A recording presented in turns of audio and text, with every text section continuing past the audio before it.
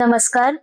यशवंतराव चव्हाण महाराष्ट्र मुक्त विद्यापीठ अंतर्गत C31 म्हणजेच बाल संगोपन आणि रंजन शिक्षण अभ्यासक्रम याचे पुस्तक पहिले, बालविकास मूलतत्वे, बालविकास व बालमानसशास्त्र याचे आपण वाचन करणार आहोत.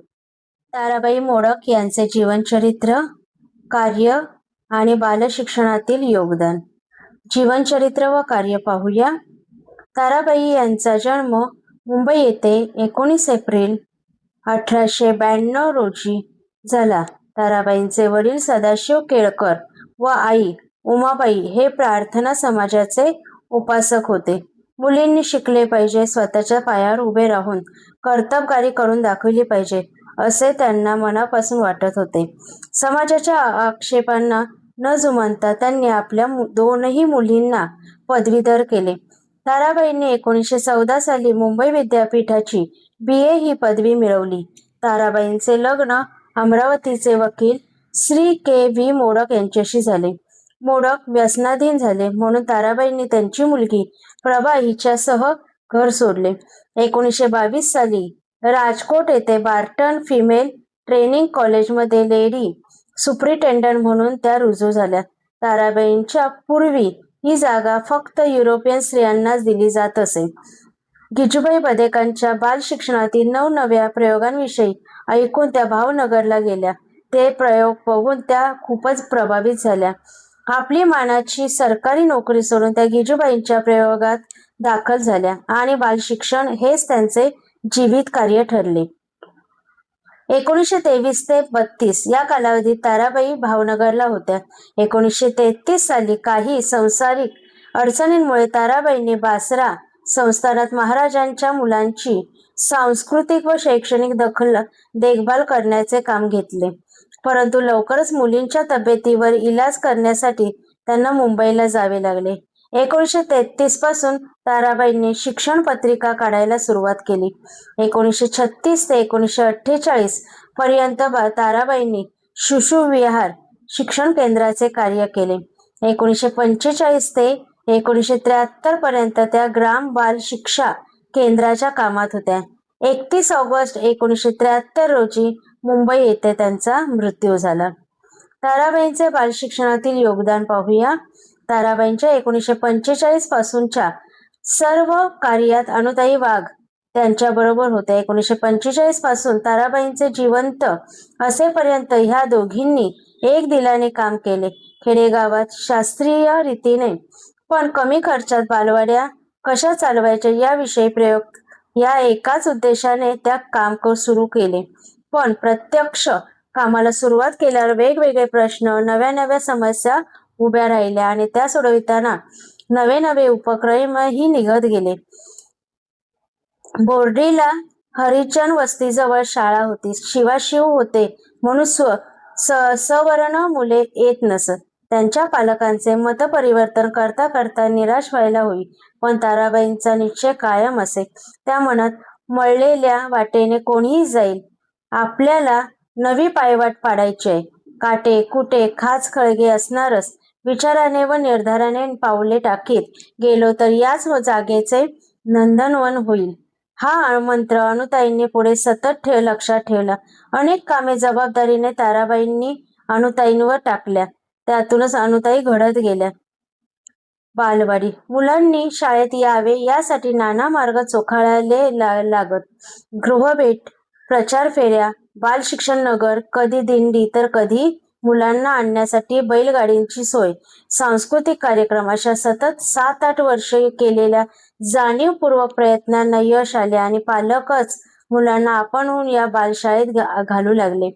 या भागात चिकूच्या वाड्या भरपूर म्हणून बालमंदिराऐवजी बालवाडी असेच नामकरण झाले.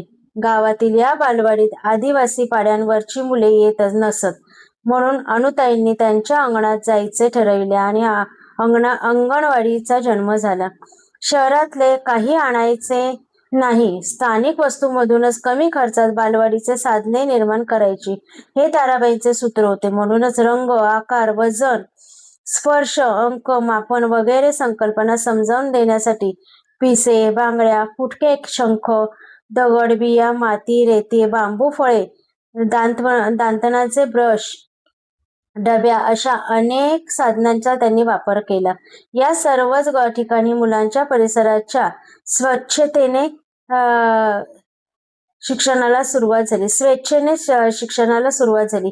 विकासवाडी अंगणवाडीमुळे आदिवासींचे जीवन जवळजवळ पाहायला मिळाले. या मुलांसाठी निरनिराळ्या प्रकारच्या शाळा हव्यात हा विचार मनात रुजत गेला.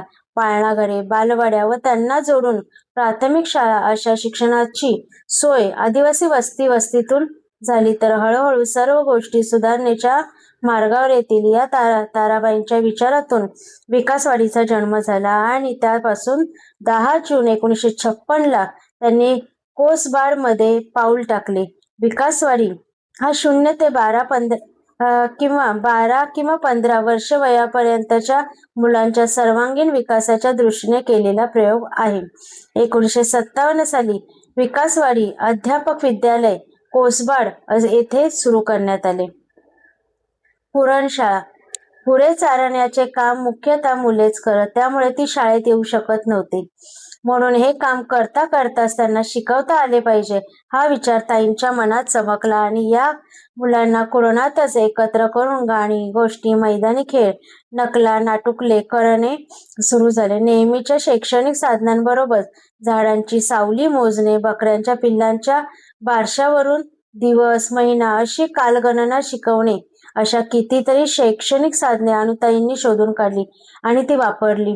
ताईंचे अनुभव व तात्विक भूमिका असणारे कुरणशाळा व इंग्रजी मेडो स्कूल हे पुस्तक खूपच गाजले. रात्रशाळा मुलांनी शाळेत यावे म्हणून घरोघरी जाऊन प्रयत्न करत असतानाच एक मुलगा म्हणाला, आम्हाला दिवसा वेळ नाही, रात्री शिकवशील का? ताईंनी हो म्हणताच 10 ते 15 मुलांना घेऊन तो आला. रात्रशाळा सुरू झाली. काही दिवसांनी मुलीही यात सामील झाल्या. मुक्त अनौपचारिक शिक्षण आनंदाने सुरू झाले. शाळेच्या जोडीला शिवण, शेती, सुतारकाम यांचे उद्योग वर्ग आले. प्रौढ शिक्षण वर्गही सुरू झाले. महिला मंडळे स्थापन झाली. सकस आहार प्रशिक्षण वर्ग सुरू झाले. ग्राम बालसेविका विद्यालयाने हजारो मुलींना शिक्षण दिले. विपुल लेखन शिक्षक व पालकांच्या बालकांविषयीच्या जागृतीसाठी ताराबाईंनी विपुल लेखन केले. लहान मुलांसाठीही त्यांनी व अनुताईंनी बरेच लेखन केलेले आहे. त्यांची ग्रंथसंपदा बरीच आहे. ताराबाईंची बालशिक्षणाबाबतची मते पुढीलप्रमाणे आहेत. घरातील व शाळेतील शांतता, प्रसन्नता आणि संवादी वातावरण बालशिक्षणातील एक महत्त्वाचा भाग आहे. स्वावलंबन हा बालशिक्षणाचा पाया आहे. स्वातंत्र्य, स्वयंस्फूर्ती, स्वयंशिक्षण आणि बालशिक्षण या 4 शब्दात बालशिक्षणाचे सार आहे. बालस्वातंत्र्य म्हणजे काय समजून घेऊया. स्वाधीनता प्रत्येक क्षणी, प्रत्येक बाबतीसाठी दुसऱ्याकडे पाहावे लागते. ते परावलंबित्व दूर करणे म्हणजे स्वाधीनता. काय शिकायचे, केव्हा शिकायचे व किती वेळ शिकवायचे किंवा शिकायचे ते स्वतः नक्की करायचे सूट बालकाला असावी.